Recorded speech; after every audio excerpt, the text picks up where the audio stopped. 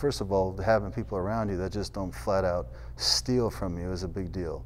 That just don't flat out want to get in your pockets. I mean, that's a big deal out there in this world.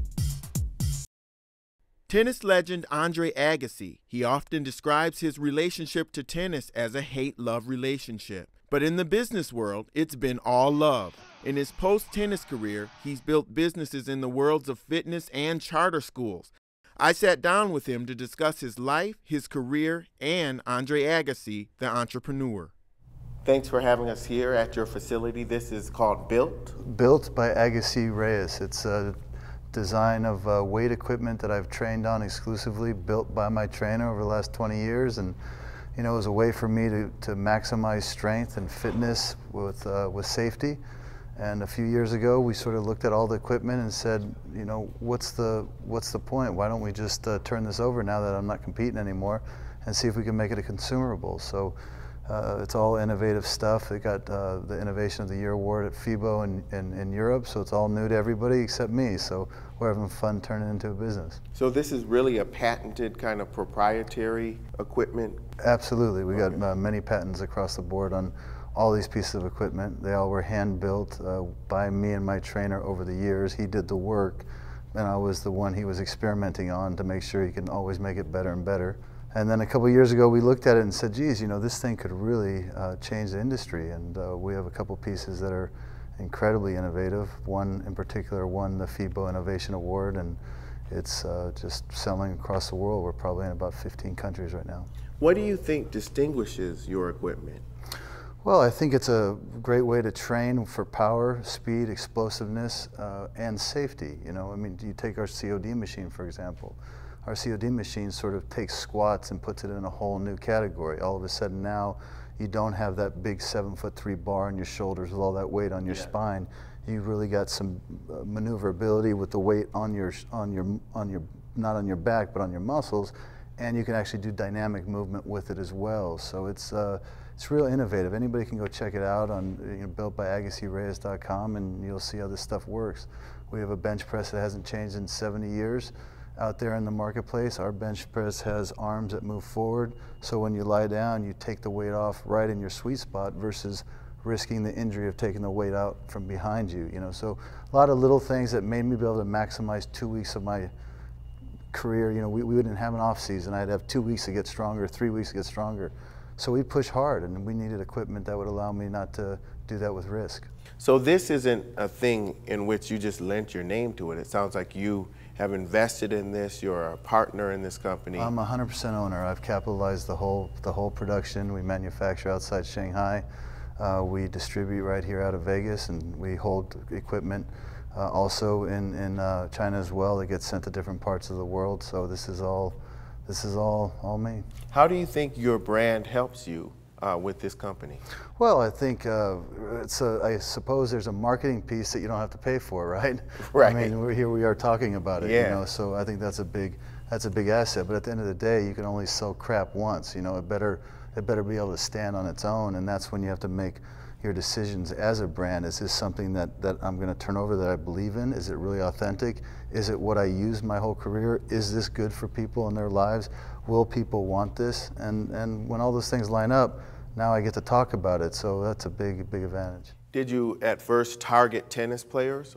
No, quite the opposite. You know, it's an interesting, I've learned a lot about this industry from the manufacturing side, the quality control side, the distributing side, the inroads into the marketplace. You know, we have to run parallel lines. The first way to go is through distributors, because you need distributors have all the relationships, the ones that sell to all these places, whether it be colleges or whether it be, you know, personal home fitness training facilities, or whether it be studios, or whether it be, you know, big gymnasiums across the country, you know, big, you know, gyms, Life Fitness, or, you know, 24-hour fitness, or all these. So you target the distributors, you sell them the story, they come put the goods to the test. If they believe in it, they have the power of now going out and telling the marketplace, this is something you're going to want. You know, a lot of entrepreneurs will tell you, and as well as you know, because you are one, that there are so many sleepless nights when you're starting a business and sustaining a business. How does this compare to your schedule as a tennis player? It's different, you know. You don't get the immediate feedback that you used to get as a tennis player. You know, we make a decision on a tennis court, you make a decision with your training, and something happens. You either feel the rewards of that right away, or you feel the adjustment that you need to make right away. Business has a whole different rhythm to it. You know, these are longer investments, slower feedback. You build your foundation, and then all of a sudden things start taking form. You know, and for me, I'm blessed. I've managed to accomplish a lot. So my investment in this has been completely contained as it relates to, you know, if this didn't ever really go, the only thing I'd be disappointed about is the people I've given jobs to, you know. So yeah. So right now I look at this as a great thing because it's running cash flow positive on a monthly basis, and it's just we're just making hay with it now. You were a prodigy, really, that went on to do enormous things and be enormously successful in tennis. The game brought on a lot of pressure for you. I also read that it was one that you had a love-hate relationship with. Yeah, I like to say sort of a hate-love relationship with. Okay. You know, it started with a real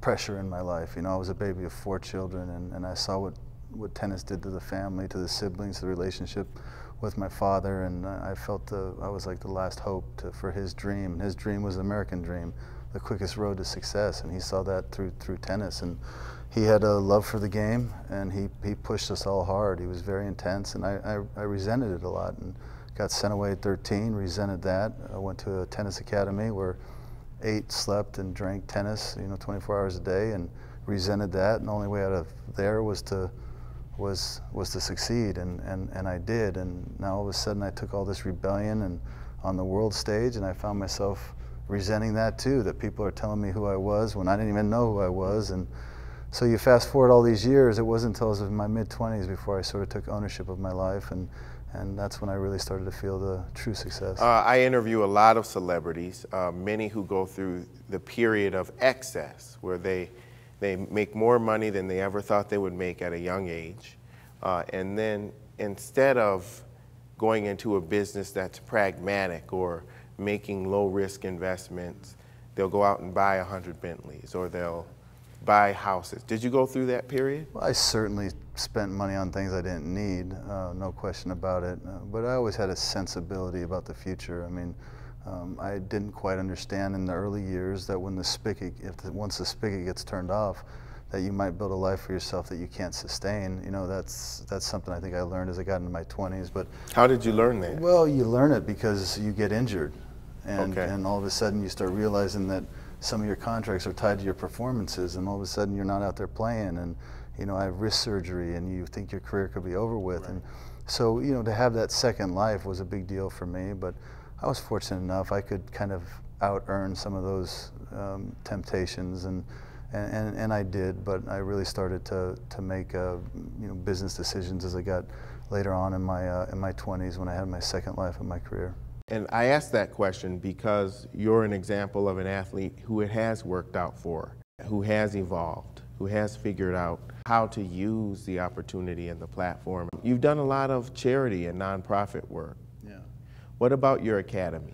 Well, I've started my foundation when I was 24 years old. Philanthropically speaking, I've raised over $175 million yeah. To build a K-12 charter school here in the most economically challenged area of Las Vegas for children that don't have any options.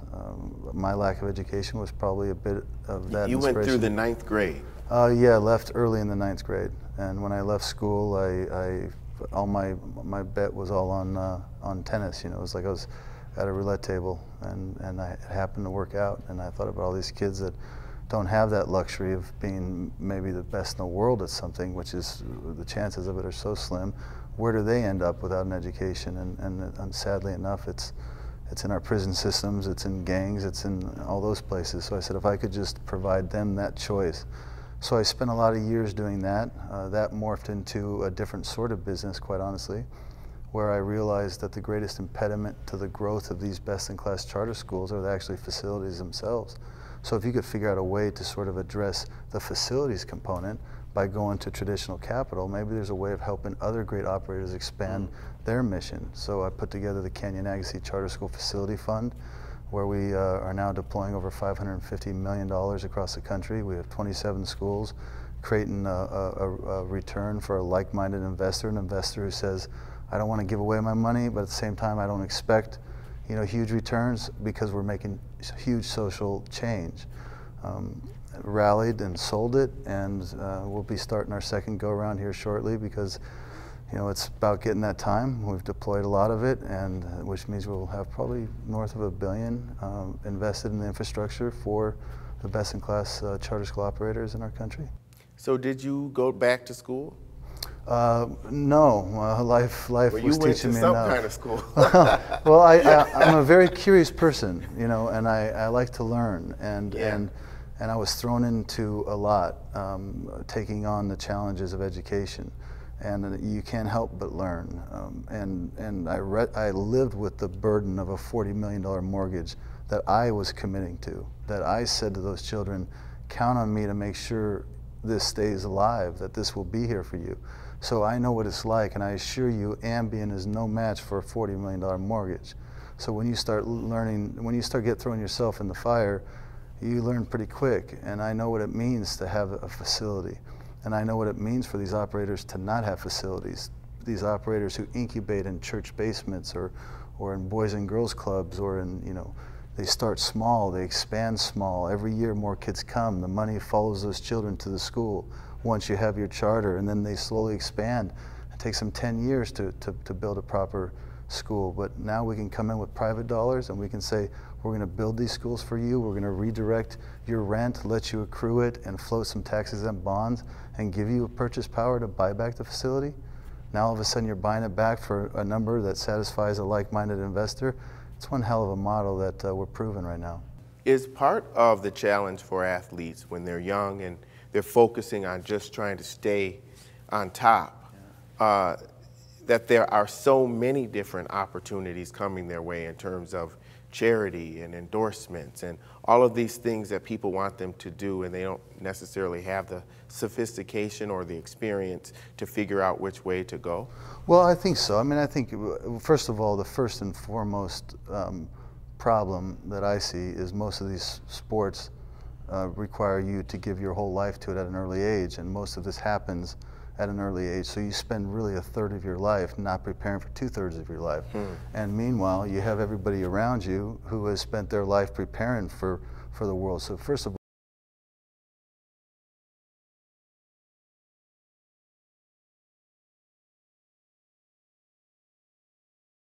whether they be agents, or whether they be people who want you to invest in what they're doing. I mean, you're vulnerable to that first and foremost.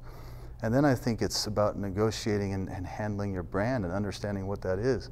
And I think all those different offers make you loose on really understanding where the authenticity really sits. And so you start doing this advertisement, that advertisement, and all of a sudden your brand starts getting a little confusing to people. Well, what are you? Are you a basketball player? Are you a movie star? Are you a singer or a rapper? What's the deal here? Well, Kobe came out with a rap album. Oh, he did? Shaq did. Oh, right. Yeah, it's true, and it might be lucrative. Don't get me wrong. It might be, but to me, it would appear to be short-sighted. Believe me, they weren't great at it. But I do think that what you're doing really should be expanded, because I talk to so many different young people that are in athletics, and there's this wide-eyed kind of effect that it has, and there's lots of people giving advice, but how do you go for good advice? How do you know when you're in that position to go to a guy like Andre Agassi, or to pick up the phone like LeBron James did and call Warren Buffett and say, I'd like to talk to you about what I should do with my brand and my career? Yeah, well, listen, I think it starts there. I'm a big fan of learning in 10 minutes what takes somebody 10 years. I'm a big fan of it. I'm a big fan of teaching somebody in 10 minutes what took me 10 years. So I think people are out there that have been through it. It would be the place to start. I mean, that's the place to start, including those that have been through it and failed, including those that went broke, or those that had bad negative things happen to them. There's a lot to learn from those people too. So my first advice would be not to be so trusting. and to do your own due diligence. You know, make the phone calls yourself. Do what LeBron did, if that's exactly what he did. He can learn. Warren Buffett. I couldn't afford Warren Buffett, but I would pay for his time if I could, because I know how much I could learn. That's one of the blessings that athletes get that not everyone gets. An athlete gets an opportunity to open up rare doors and to walk into rarefied rooms.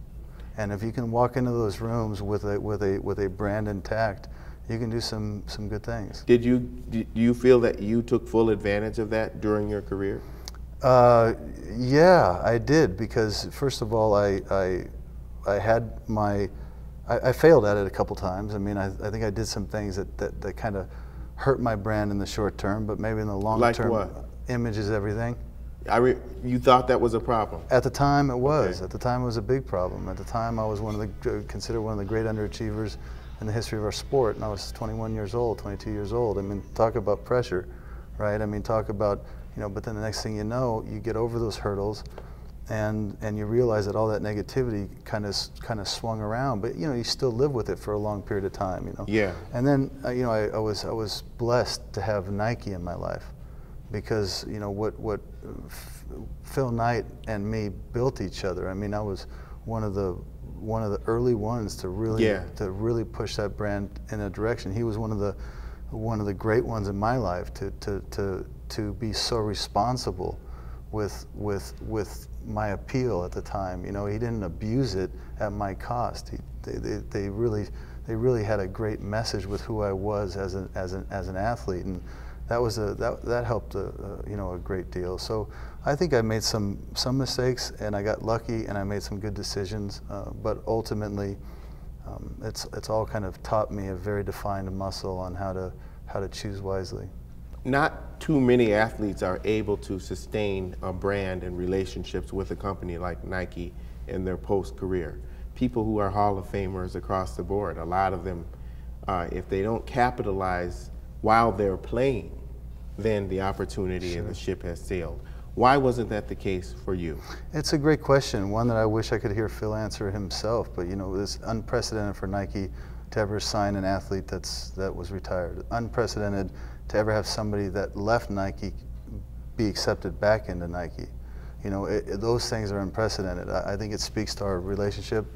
It speaks to our understanding of the marketplace, the capabilities we have together to generate, you know, business. I mean, I think there's a lot of factors to it, but you know, for me, when I said goodbye to tennis, it was like I was saying goodbye to relationships. You know, the connection with people has always been what it's been about to me, and that connection continues to live on in different arenas.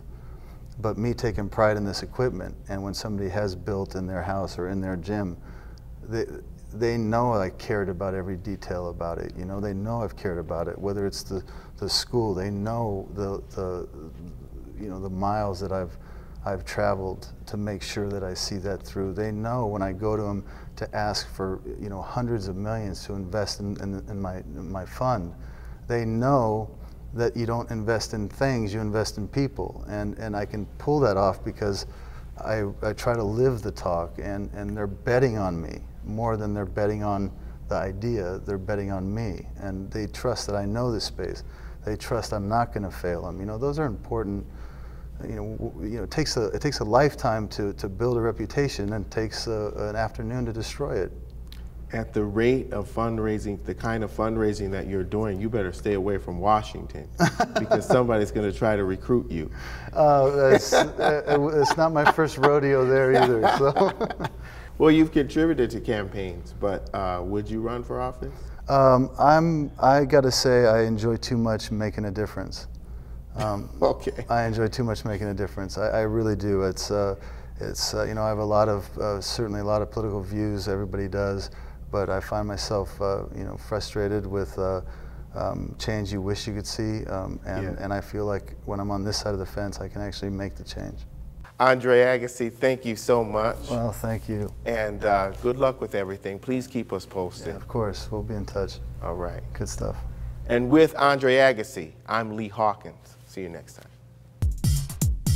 You have to have a plan, you have to have good people around you. It's also about a great, it's teamwork. I mean, I have a very close knit of people that I've had for many years as part of my team and manager, and a group that every day wakes up and thinks how to build and work and inspire from each other and keep it fresh and fun. I'd love to sit here and say, you know, I want to win I want to win 10 majors when my career's finished, and I want to do this, but I never have been one to put a number on it. I just want to play and play well, and you know, if I play well, I know that I'll have chances to win many golf tournaments.